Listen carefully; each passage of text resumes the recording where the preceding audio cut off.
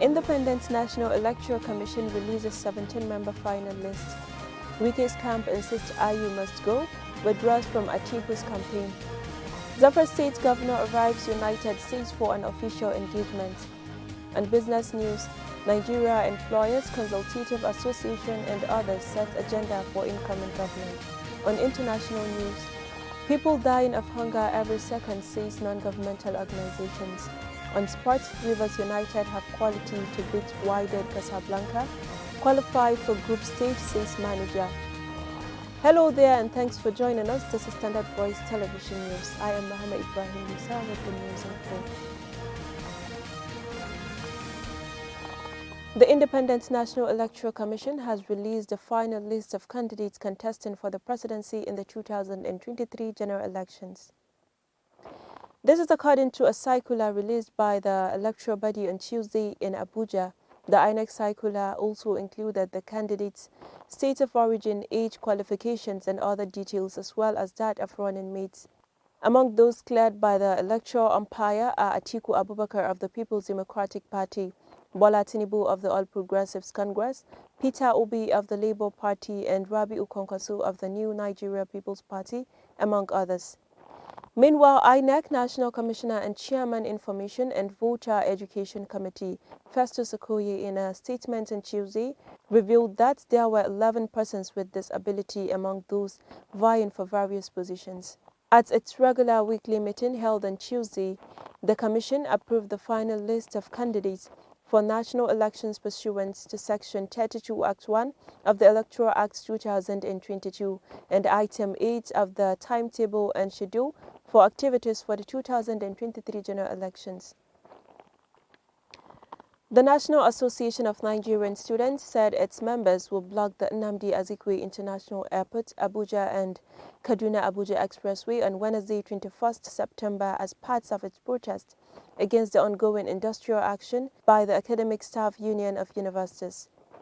Newsmen had reported that students on Monday blocked the access routes to both the local and international terminals in the Murtala Mohammed International Airport, Ikeja, leaving air passengers and others stranded.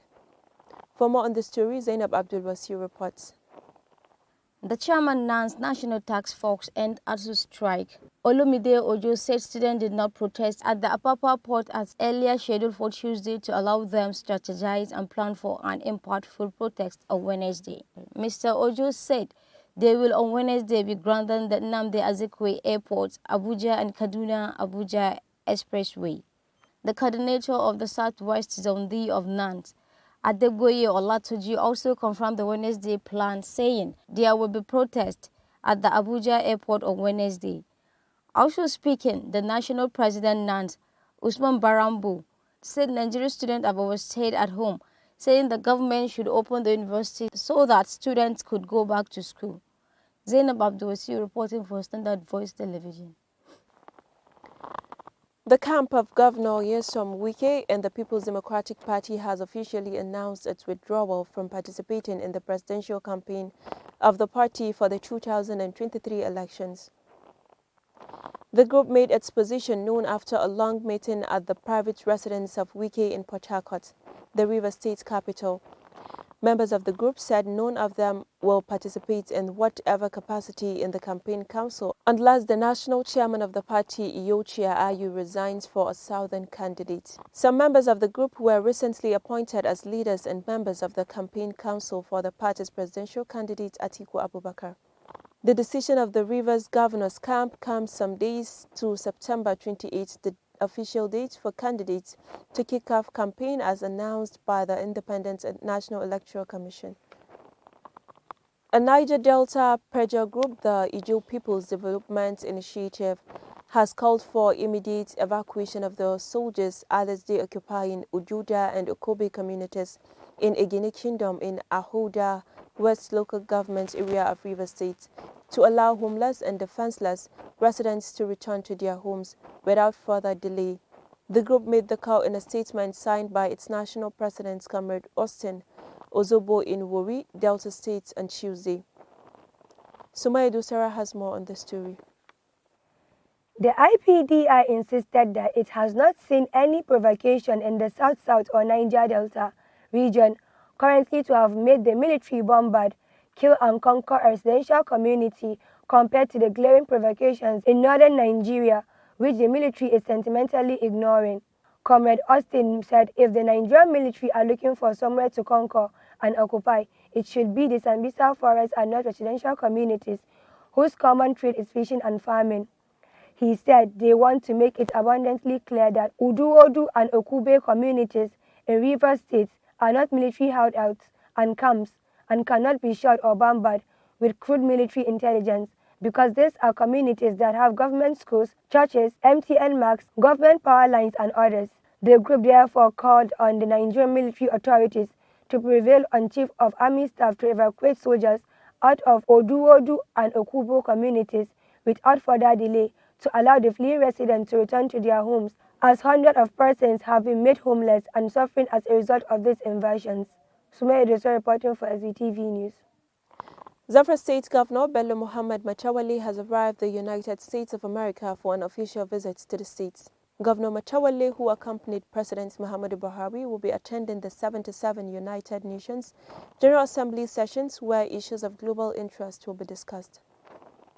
In a statement signed by the State Commissioner of Information, Alhaji Ibrahim Dusara, the governor, along with his Commissioner for Commerce, Honorable Yazid Shehu Fulani, will explore business opportunities from the participating countries, particularly in the mining, security, and agricultural sector of the state economy. Alhaji Dusara said the governor, along with other members of the Nigerian delegation, had on Sunday welcomed President Muhammadu Buhari, who will lead the Nigerian delegation to the 77 UNGA. Zamfara State government has announced that NECO results are out for candidates who sat for 2022 NECO examination. This was announced in a statement signed and made available to newsmen by the State Commissioner for Information, Alhaji Ibrahim Magaji Dusara. Alhaji Dusara therefore advised the affected candidates to access their results online for gaining admissions into various institutions of learning before the release of broadsheets to various schools from Zamfara State's examinations board. In a related development, the state government announced that payment for the 2022 NECO examination has been fully effected and the results will be released by the end of September. Candidates are therefore advised to contact the respective schools for their results. The government further appeals to parents and candidates who sat for the 2021 NECO examination to exercise more patience as negotiations are ongoing for the release of their results soon. A non-governmental organization and Follow the Money has organized a one-day town hall meeting on COVID-19 Transparency and Accountability Project 2 in Gusau, the Zamfara State capital. Speaking during the opening of the meeting, the team leader Follow the Money Code in Zamfara State, Malam Kabiru Garba, said the meeting will discuss solemnly on the reports of their recent data collection on CTAP2, as well as the COVID-19 vaccines utilization and transparency COVID-19 fund in the state. For more on the story, Jamila Ibrahim reports. Malam Kabiru said COVID-19 Transparency and Accountability Project 2 will focus on vaccines utilization and accountability, informing the community members that they will liaise with the state government and community to make sure vaccines will be available for the exercise. According to him, accountabilities on COVID-19 across health facilities in the state is here to discuss the findings from the data collected and map out ways to improve primary health care in Zamfara State. The team leader added that already the second phase of project focused on improving healthcare funding and address the issues related to COVID-19 vaccines deployment. In his contribution, the representative of the Executive Secretary, Primary Health Care Board, Dr. Bashiru Abubakar, said there are a lot of vaccines for the exercise and led the team on a supervision of COVID-19 vaccination booths to ensure those assigned were carrying out their duties as stipulated.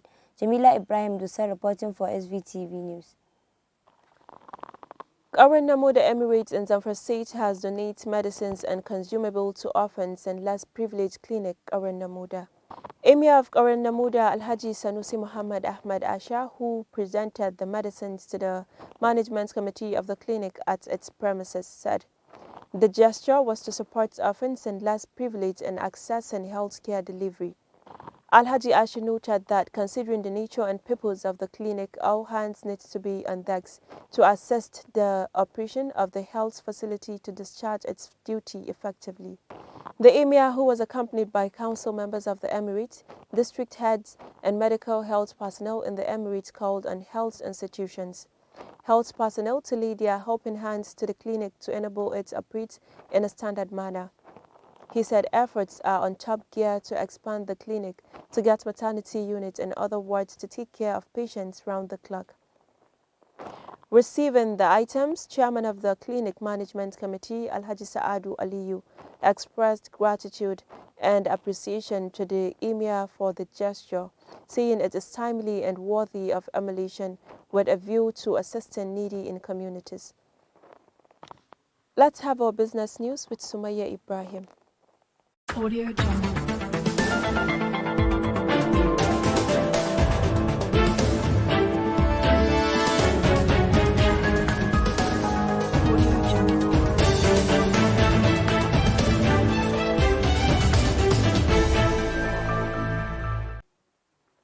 Thank you, Rahma, and welcome to Business Text.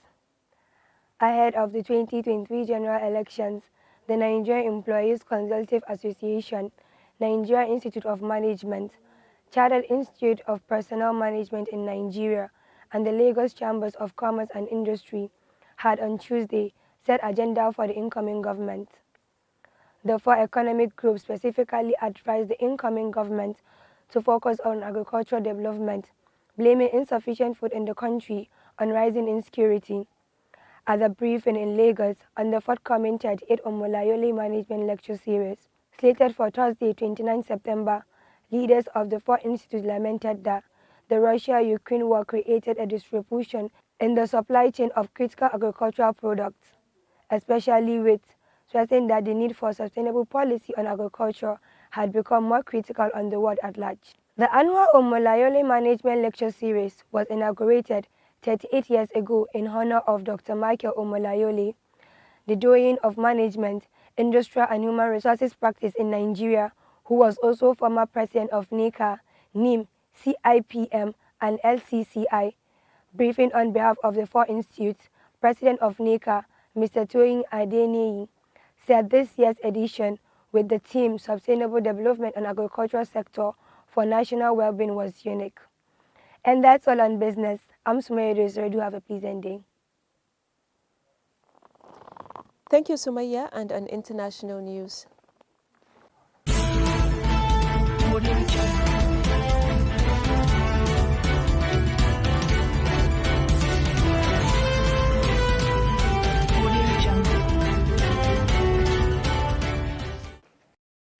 Over 200 NGOs warned on Tuesday that one person is estimated to be dying of hunger every 4 seconds, urging decisive international action to end the spiraling global hunger crisis.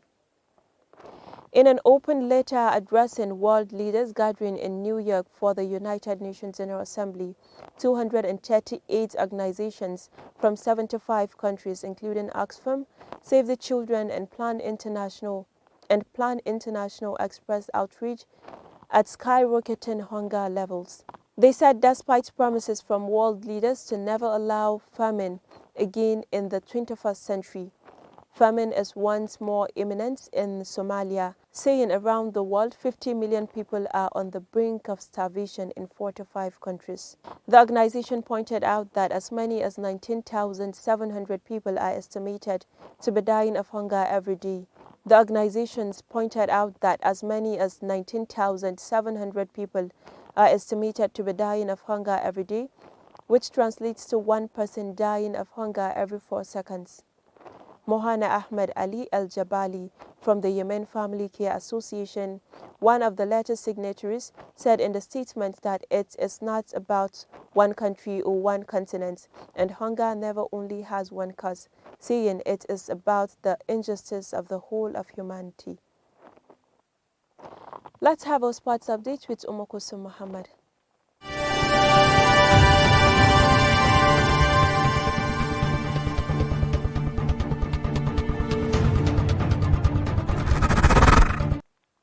Thank you, Rahama Ibrahim, and now in sports. The general manager of Rivers United Football Club, Okek Paluku, believed the Port Harcourt-based club have the quality to overcome champions Wydad Casablanca. Rivers United overcame Motanga FC of Liberia 3-1 on aggregate to set up a clash against Wydad Casablanca of Morocco in the first round of the CAF Champions League. The Nigerian representatives will host Wydad Casablanca in the first leg of the next round at the Adokie Amesi Maka Stadium on October 9, 2022 and travel for the reverse fixture a week later in Casablanca, Morocco. Despite being paired with the reigning champions, Paluco is confident Rivers United can reach the group stage at the expense of Wydad Casablanca.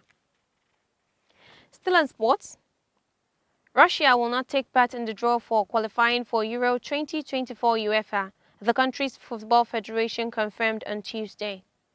The Russian national team and Russian clubs were banned from international competitions earlier this year by UEFA following the invasion of Ukraine.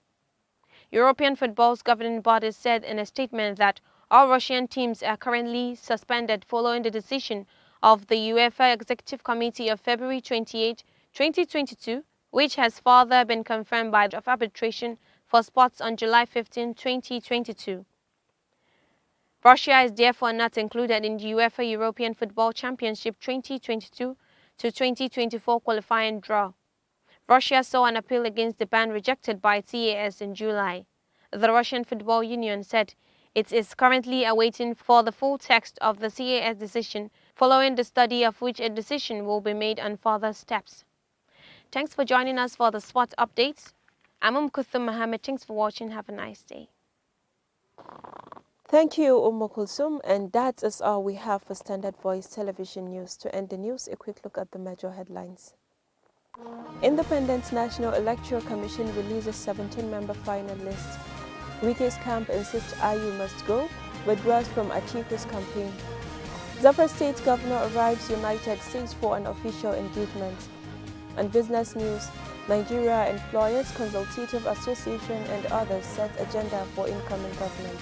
On international news, people dying of hunger every second, says non-governmental organizations. On sports, Rivers United have quality to beat Wydad Casablanca, qualify for group stage, says manager. On behalf of the production team, head of news and current affairs, I still remain Rahama Ibrahim. Just hope you have a nice day and stay tuned with the House of Action with Abdul Majid Badanasi Anka.